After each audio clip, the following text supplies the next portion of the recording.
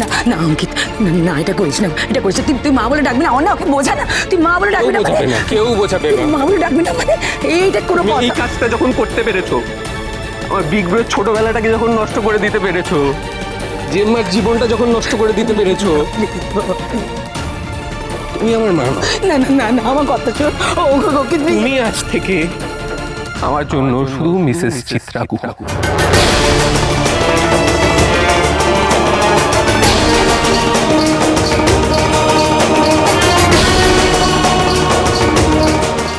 অঙ্কিত বাবু, এসব কি বলছেন আপনি?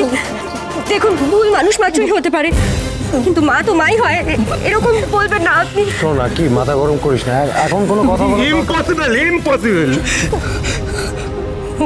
তুমি আমার মা নও। না না আমার কথাটা শোন। অঙ্কিতা, আমার কথাটা শোনো। এভাবে চলে গিয়ে সমস্যার সমাধান হয় না তো। তুমি অনেকবার বোঝানোর চেষ্টা করেছিলে, শুধু আমাকে নয়, গোটা গুহ পরিবারকে অনেকবার বোঝানোর চেষ্টা করেছিলে, কেউ শোনেনি, কেউ শোনেনি। উল্টে সিন ক্রিয়েট করে তোমার উপর দোষ চাপানোর চেষ্টা হয়েছে দিনের পর দিন। তোমাদের অশান্তি হয়েছে, আমি দেখেছি। দিনের পর দিন তোমাদের অশান্তি হয়েছে। সে কার জন্য হয়েছে জানো? কারোর জন্য নয়, শুধুমাত্র এই চিত্রা গুহর জন্য।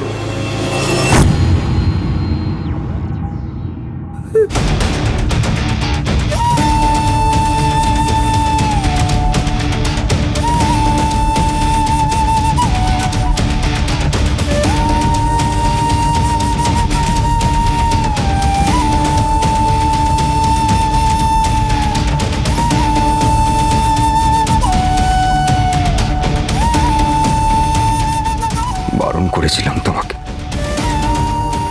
কিন্তু তুমি কথা শোনোনি।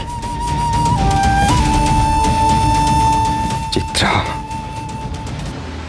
ছেলে মেয়েগুলোকে কোষে বাঁধতে গিয়ে যে বড় আলগা করে দিলে।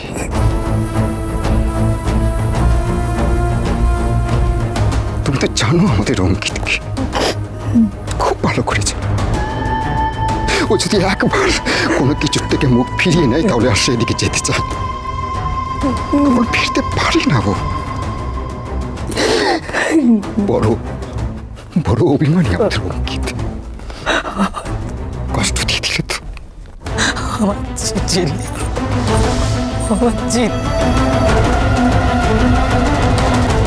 তোমার কাছ থেকে এটা আশা করিনি মেজো বৌমা। যে ভুল ধারণা নিয়ে আমরা বড় বৌমার কোনো খোঁজ করিনি, সেটা সম্পূর্ণ তোমার রটনা।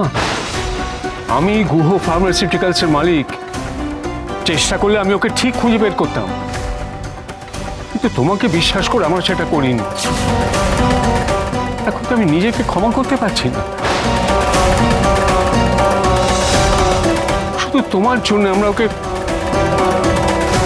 এখন নিজেকে অপরাধী মনে হচ্ছে। রেনু,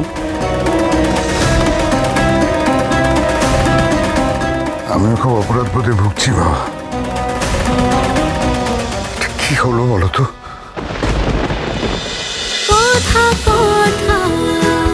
কথা সোম থেকে রবি প্রতিদিন সন্ধে ৭টায় স্টার জলসায় ও ডিজনি প্লাস হটস্টারে।